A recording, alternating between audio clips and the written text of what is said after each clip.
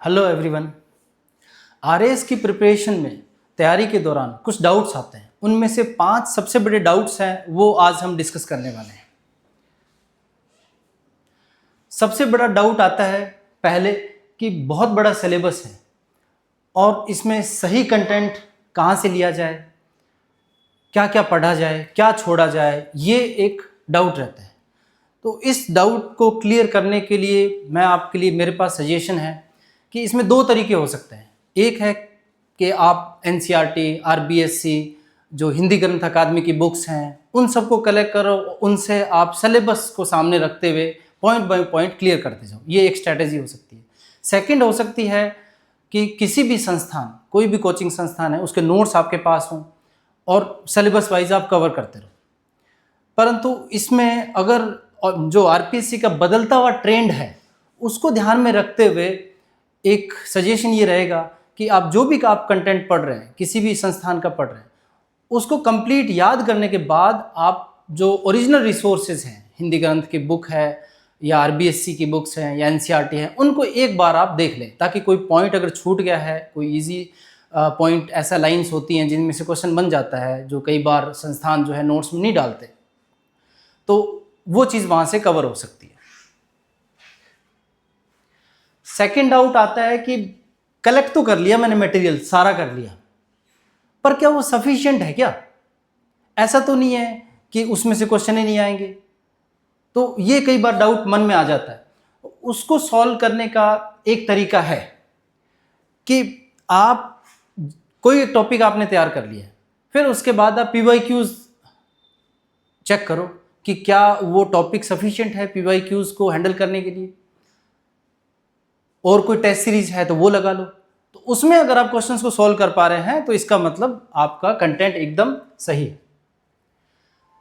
तीसरा डाउट आता है कि जब भी मैं नया टॉपिक को स्टार्ट करता हूं, सर एक टॉपिक हो गया, कंप्लीट है सर, नेक्स्ट टॉपिक जब भी स्टार्ट करते हैं तो ये एक्चुअल प्रॉब्लम आती है कि पिछले टॉपिक के बारे में ख्याल आता है कि कहीं मैं भूल तो नहीं गया, मुझे तो याद नहीं आ रहा है। ये कॉमन प्रॉब्लम है, हर एस्पायरेंट्स के मन में कहीं ना कहीं किसी न किसी दिन जरूर आती है।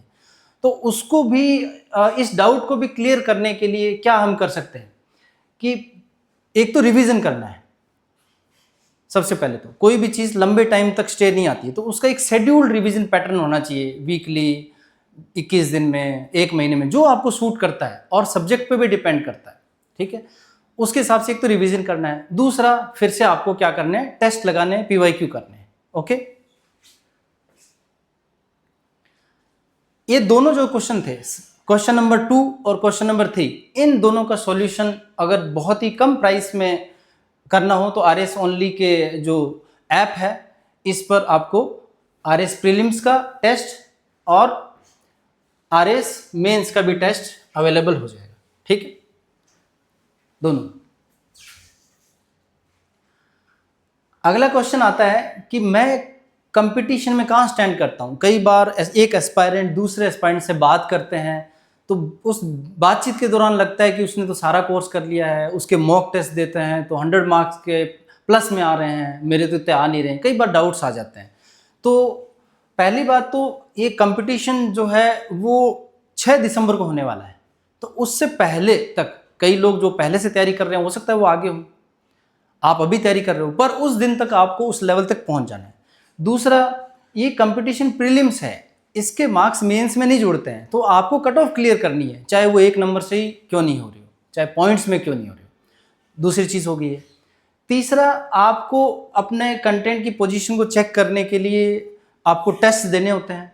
ठीक है, टेस्ट से आपको अगर लग रहा है कि प्रीवियस ट्रेंड के हिसाब से अगर आप उतने लेवल तक आ पा रहे हैं तो आप उस कंपटीशन में स्टैंड कर रहे हैं। तो टेस्ट एक बहुत अच्छा माध्यम होता है चेक करने के लिए कि मैं कंपटीशन में कहाँ हूँ। नेक्स्ट, 5वां डाउट आता है कि self study versus assisted learning. Assisted learning means कोई भी संस्थान से जुड़ा जाए या नहीं। ये कॉमन डाउट है, बहुत लोग इसके लिए एडवोकेट करते हैं कि सेल्फ स्टडी करनी चाहिए। आजकल आरपीसी का ट्रेंड चेंज हो गया है और कई लोग बोलते हैं कि असिस्टेड लर्निंग भी सही है, उसमें कोई इशू नहीं है। देखो, ये it depends upon aspirant to aspirant. अगर आप नियमित रूप से घर पे या लाइब्रेरी में रह के पढ़ाई कर सकते हैं, सेल्फ स्टडी से, नोट्स से NCERT, RBSC या कोई हिंदी ग्रंथ की बुक है उनसे, और खुद समझ सकते हैं कॉम्पिटेंट, तो बहुत अच्छी चीज़ है। आप आराम से उस सिलेबस को सामने रखते हुए, सिलेबस के पॉइंट टू पॉइंट क्लियर करते हुए नोट्स बनाते जाएं, कर लीजिए। पर कहीं ना कहीं आपको लग रहा है कि चूंकि ऑलरेडी सबके पास इतना ही टाइम है, अभी 5 महीने का टाइम बचा हुआ है, तो कहीं ना कहीं डाउट आ रहा हो कि पता चला मैं भीड़ में, इसमें रेस में पीछे छूट जाऊं, कहीं मैं ज़्यादा खुद से करने के चक्कर में पूरा सिलेबस नहीं हो पाया, तो सिलेबस करना तो बहुत ज़रूरी होगा। तो उस केस में असिस्टेड लर्निंग है, किसी संस्थान की हेल्प लेने, इसमें कोई बुराई नहीं है। बहुत सारे टॉपर्स हैं वो संस्थान से निकले हैं, और बहुत सारे टॉपर्स हैं वो सेल्फ स्टडी से भी निकले हैं। बट आपको क्या सूट करता है, इसको ध्यान में रखते हुए आपको व्यक्तिगत निर्णय लेना है कि मुझे सेल्फ स्टडी करनी है या असिस्टेड लर्निंग करनी है।